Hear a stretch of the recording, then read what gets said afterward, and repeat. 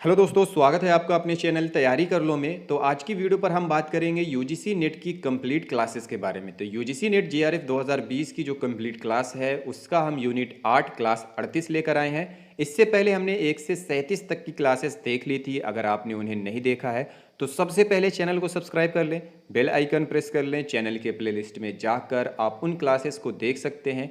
इसके अलावा mock test भी आपको देखने को मिल जाएगा, 50 महत्वपूर्ण प्रश्नों की सीरीज भी आपको देखने को मिल जाएगी। तो दोस्तों, ये है भारतेंदु युग आधुनिक काल का एक पार्ट। यूनिट 8 का अगला टॉपिक है भारतेंदु युग।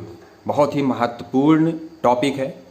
भारतेंदु युग का उदय हिंदी कविता के लिए नवीन जागरण के संदेश वाहक के रूप में हुआ। इसे पुनर्जागरण काल भी कहा जाता है। भारतेंदु युग को पुनर्जागरण काल भी कहा जाता है। आचार्य रामचंद्र शुक्ल ने भारतेंदु हरिश्चंद्र के रचना काल को दृष्टि में रखकर संवत 1925 से 1950 की अवधि को नई धारा या प्रथम उत्थान की संज्ञा दी थी। तो नई धारा या प्रथम उत्थान की संज्ञा किसने दी थी? आचार्य रामचंद्र शुक्ल ने। किसके? भारतेंदु हरिश्चंद्र के रचना काल को दृष्टि में रखते हुए। उल्लेखनीय है कि भारतेंदु द्वारा संपादित मासिक पत्रिका कवि वचन सुधा, भारतेंदु द्वारा संपादित कवि वचन सुधा मासिक पत्रिका का प्रकाशन 1868 ईस्वी में आरंभ हुआ। अतः भारतेंदु युग का उदय 1868 ईस्वी या फिर 1925 विक्रम संवत से मानना उचित है। भारतेंदु जी का रचना काल 1868 से 1885 ईस्वी तक रहा। महावीर प्रसाद द्विवेदी ने सरस्वती का प्रकाशन 1903 ईस्वी में संभाला था। सरस्वती पत्रिका का प्रकाशन 1900 ईस्वी से शुरू हुआ। अतः 1868 से 1900 ईस्वी तक की अवधि को भारतेंदु युग कहना समीचीन है। यह युग वस्तुतः हर क्षेत्र में पुनर्जागरण का युग है। भारतेंदु युग जो था वह हर क्षेत्र में पुनर्जागरण का युग था। सामाजिक, सांस्कृतिक, राजनैतिक, धार्मिक, साहित्यिक, शिक्षा आदि क्षेत्रों में कुछ नयापन दिखाई दे रहा था। पुनर्जागरण से नवीन प्रवृत्तियों को बढ़ावा मिला। भारतेंदु जी का युग आधुनिक हिंदी साहित्य का प्रवेश द्वार है।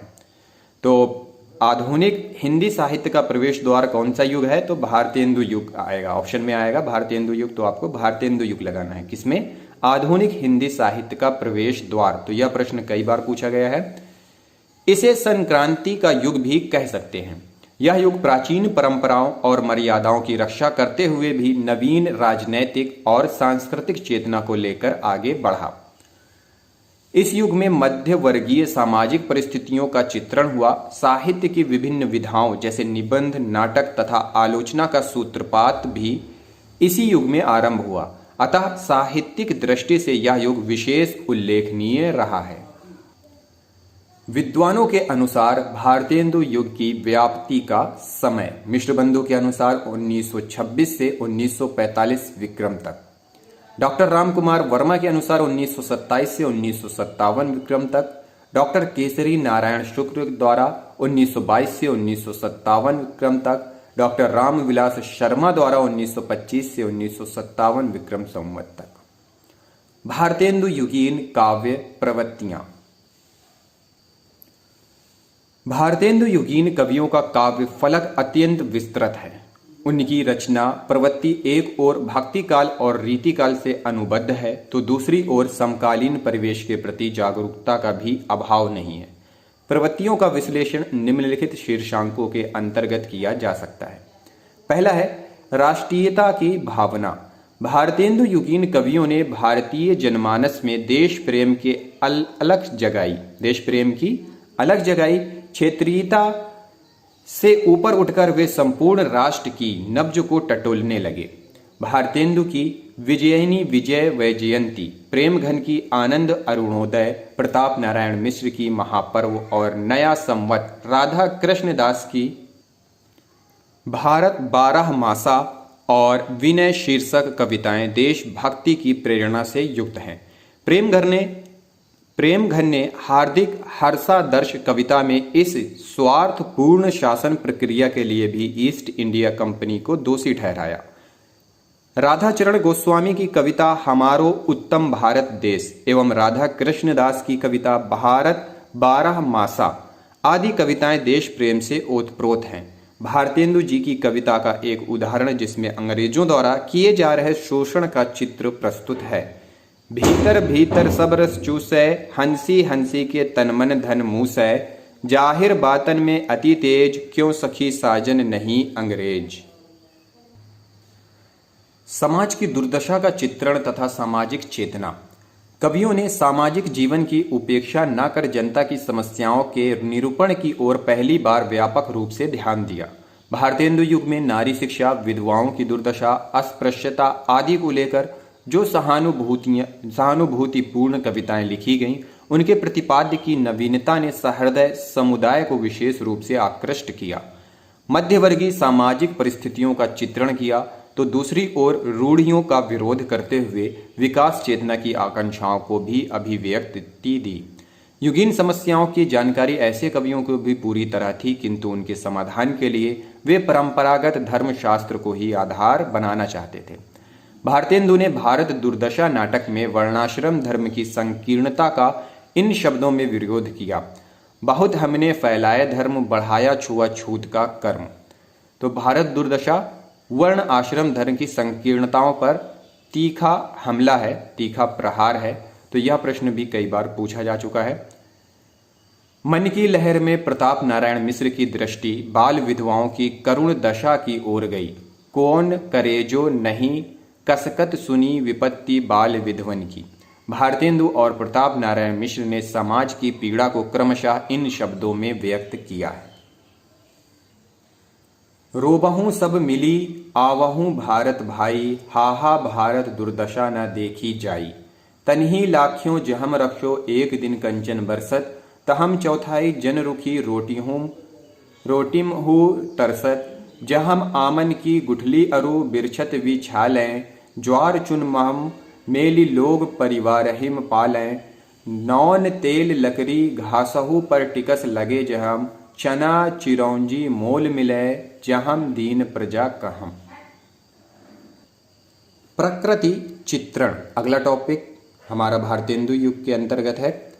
भारतेंदु युगीन कवियों ने प्रकृति का स्वच्छंद रूप से चित्रण किया है। वसंत, वर्षा, शरद आदि ऋतुओं का सुंदर व मनोहारी चित्रण किया है। चांदनी रात में गंगा, यमुना, सरस्वती का जीवंत चित्रण किया है। भारतेंदु कृत वसंत होली में वसंत ऋतु तथा चंद्रावली नाटिका में यमुना का सुंदर वर्णन है। प्रकृति चित्रण का एक उदाहरण द्रष्टव्य है। तरनी तनुजा तट तमाल तरवर बहुछाए, झोंके फूल सौ जल परसन हित महुम मनहुम सुहाए। श्रृंगारिकता। भारतेंदु युग में कवियों ने श्रृंगार का विशद वर्णन किया है। राधा कृष्ण की प्रेम लीलाओं का चित्रण इस युग के कवियों ने नायक नायिका के रूप में किया है। भारतेंदु जी ने अनेक रचनाएं जैसे प्रेम सरोवर, प्रेमाश्रु, प्रेम तरंग, प्रेम माधुरी आदि में श्रृंगार का विशद वर्णन हुआ है। एकंगी बिनुकार ने एक रस सदा समान, पियहिम गनय सर्वस्व जो सोई प्रेम प्रमाण। भारतेंदु प्रेम के उच्च आदर्श को लेकर श्रृंगार वर्णन में प्रवृत्त हुए हैं। शारीरिकता एवं अश्लीलता को प्रायः स्थान नहीं दिया गया है। वह संधि को प्राप्त नायिका का सुंदर दृश्य उदाहरण से स्पष्ट है। शिशु ताई अजौ न गई तन तय, तऊ जोबन ज्योति बटोरे लगी। सुनी के चर्चा हरिश्चंद्र की, कान कूक दय भौम मरोरे लगी। बची सासू जेठानी सौ, पीते दुरी घूंघट में द्रग जोरे लगी। दुल्ही उल्ही सब अंगन ते, दिन है तो पीयूष निचोरे लगी। भारतेंदु युग ने विरह वर्णन का भी वर्णन किया है। उन्होंने वियोग की विभिन्न अनुभूतियों की व्यंजना अत्यंत स्वाभाविक शब्दों में की है। प्रियतमा एक ही गांव में रहते हुए प्रियतम के दर्शन को सदा उत्कंठित रहती है। एक ही गांव में बास सदा घर पास एहों नहीं जानती है।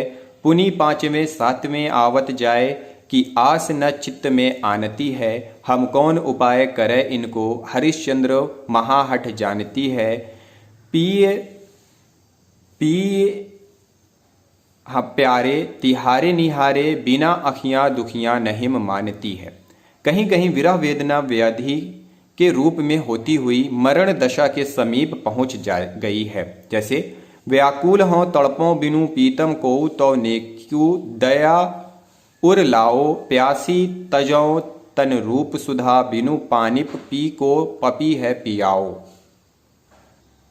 फिर अगला है हास्य एवं व्यंग्य। भारतेंदु युगीन कवियों ने हास्य व्यंग रचनाएं भी की, परंतु उनका हास्य उद्देश्य पूर्ण है। इस काल के कवियों ने तत्कालीन अंग्रेजी शासन, अंधविश्वास, रूढ़ियों आदि पर प्रहार किया।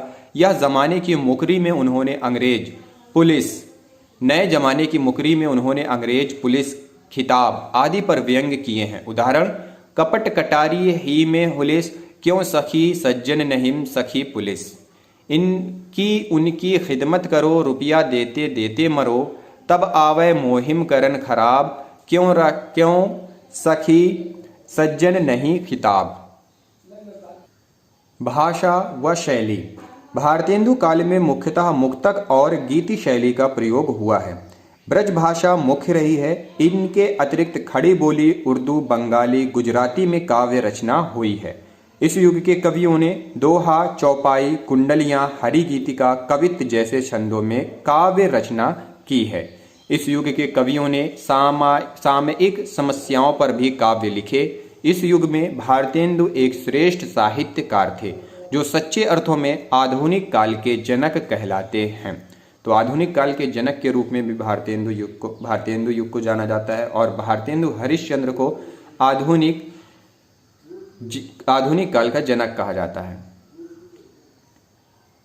भारतेंदु युगीन कवि व उनकी कृतियां। भारतेंदु युग में दो प्रकार के कवियों की श्रेणियां बनी, एक भारतेंदु मंडल के कवि तथा दूसरे अन्य कवि। भारतेंदु मंडल के कवियों ने बद्री नारायण चौधरी प्रेमघन, प्रताप नारायण मिश्र, ठाकुर जगमोहन सिंह, बाल मुकुंद गुप्त, अंबिका दत्त व्यास और राधा कृष्णदास प्रमुख हैं। व अन्य कवियों में नवनीत चतुर्वेदी, गोविंद गिल्ला भाई, दिवाकर भट्ट, रामकृष्ण वर्मा और दुर्गा दत्त व्यास प्रमुख माने जाते हैं। तो दोस्तों, अगली वीडियो में इन कवियों पर डिटेल में थोड़ा सा पढ़ेंगे, इनकी रचनाएं भी पढ़ेंगे। तो भारतेंदु मंडल के कवि के बारे में हम अगली वीडियो में देखते हैं। अगर वीडियो पसंद आई हो तो लाइक करें, शेयर करें, चैनल को सब्सक्राइब करें। अगली वीडियो में अगले टॉपिक के साथ फिर से हाजिर होते हैं। इस वीडियो को देखने के लिए आप सभी लोगों का बहुत बहुत धन्यवाद।